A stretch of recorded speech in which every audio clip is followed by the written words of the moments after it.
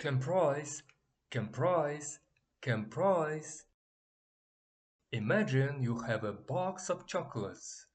That box of chocolates comprises many individual chocolates, each with its own flavor. The box includes all these chocolates. That's the core idea of comprise. Comprise means to be made up of, to consist of. It describes what something is composed of, what its parts or elements are. Examples: 1. The team comprises 5 players. This shows the team is made up of 5 players.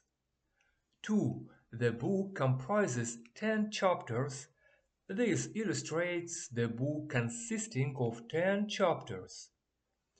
3.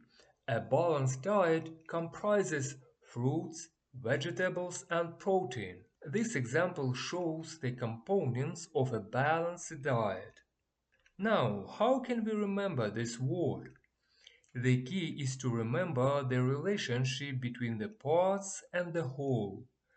Comprise describes the whole being made up of the parts. Think of it as including or containing. The whole comprises what's inside.